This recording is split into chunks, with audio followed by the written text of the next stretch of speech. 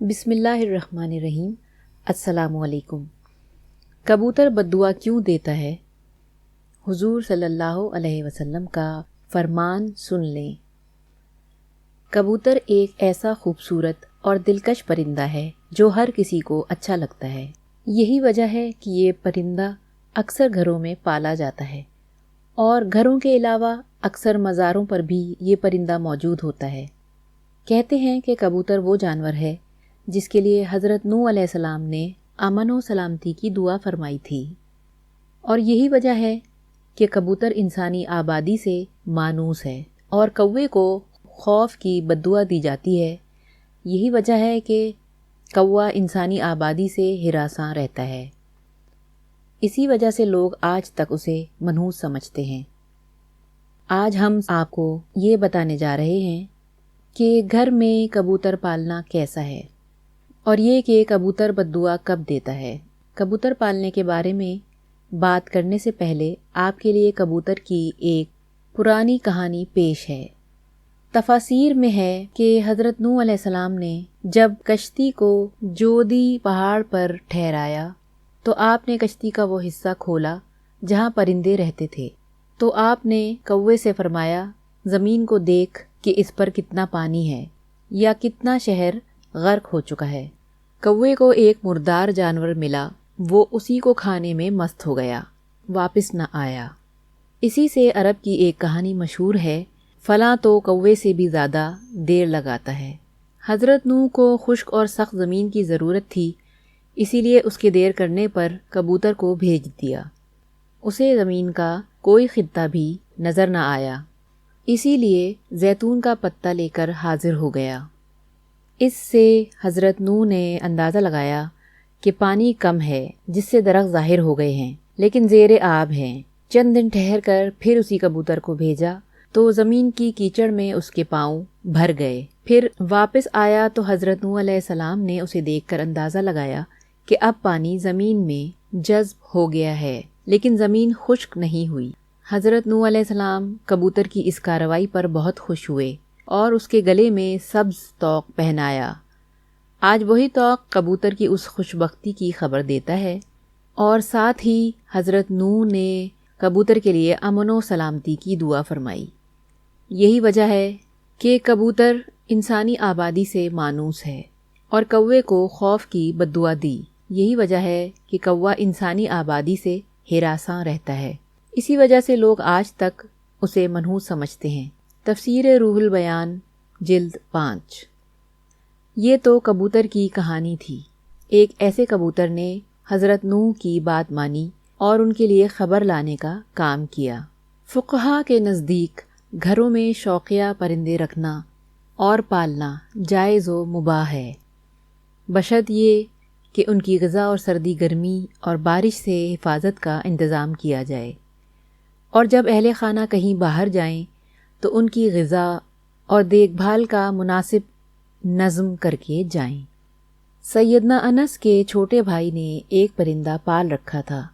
جب رسول اللہ صلی اللہ علیہ وسلم ان کے ہاں تشریف لاتے تو اس سے کہتے، اے ابو عمیر، پرندے نے کیا کیا؟ بخاری 6129۔ یہ حدیث اس بات کی دلیل ہے کہ آپ صلی اللہ علیہ وسلم نے پرندے رکھنے سے منع نہیں فرمایا۔ اگر گھر میں پرندہ پالنا منع ہوتا تو آپ صلی اللہ علیہ وسلم ضرور انس کے بھائی کو اس بات سے منع فرماتے۔ اسی روایت کی بنیاد پہ یہ کہا جاتا ہے کہ گھر میں پرندوں کا پالنا جائز ہے، لیکن جیسا کہ پہلے بھی ذکر ہوا کہ ان کے پالنے کے لیے ضروری ہے کہ پرندوں کی ہر ضرورت کو پورا کیا جائے تاکہ پرندوں کو کسی قسم کی کوئی تکلیف نہ پہنچے۔ چنانچہ کبوتر بھی ایک پرندہ ہی ہے، اسی لیے کبوتر کا گھر میں پالنا درست ہے۔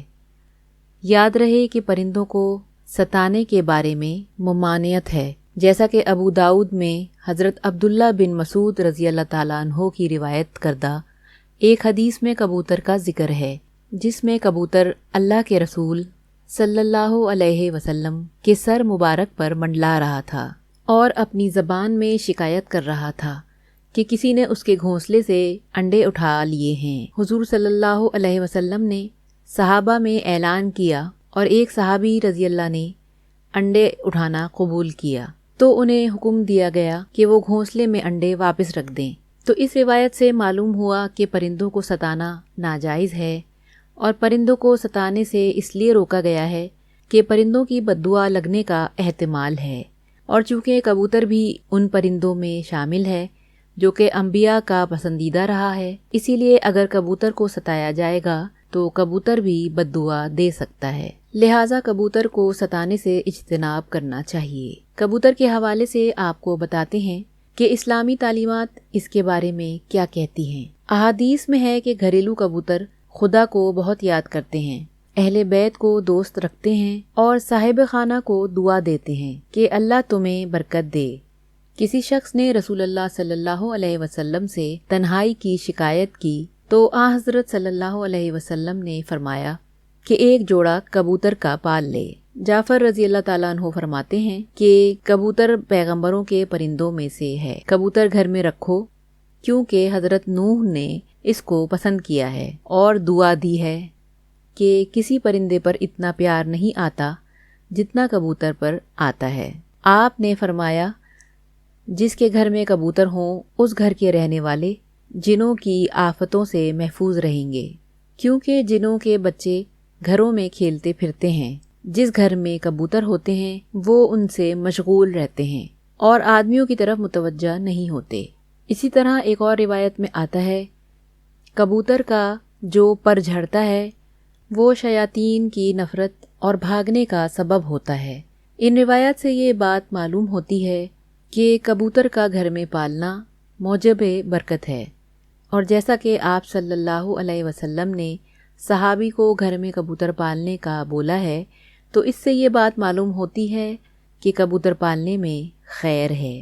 یاد رہے بعض لوگ شوق سے کبوتر پالتے ہیں، ان کا شوق کبوتر پالنے کی حد تک ہوتا ہے، لیکن بعض لوگ کبوتر بازی کی نیت سے کبوتر پالتے ہیں، اور چونکہ کبوتر بازی میں وقت اور پیسے کا ضیاع ہوتا ہے، یاد رہے کہ کبوتر پالنا ایک مہنگا اور محنت طلب شوق ہے۔ کبوتر بازی کے مقابلے اگرچہ سخت گرمی میں ہوتے ہیں مگر ان کی تیاری سارا سال جاری رہتی ہے۔ شوقین افراد ایک ایک کبوتر پر لاکھوں روپے خرچ کرتے ہیں۔ اعلیٰ نسل کے ان کبوتروں کو خاص طریقے سے تربیت دی جاتی ہے، اور یہ مقابلے صوبائی اور قومی سطح پر ہوتے ہیں۔ شوقین افراد آبادی میں جگہ جگہ پنجرے لگا کر اپنے وقت کا کافی حصہ ان پالتو پرندوں پر صرف کرتے ہیں۔ ویڈیو پسند آئی ہو تو لائک کر دیجئے اور چینل کو سبسکرائب کر دیجئے۔ شکریہ۔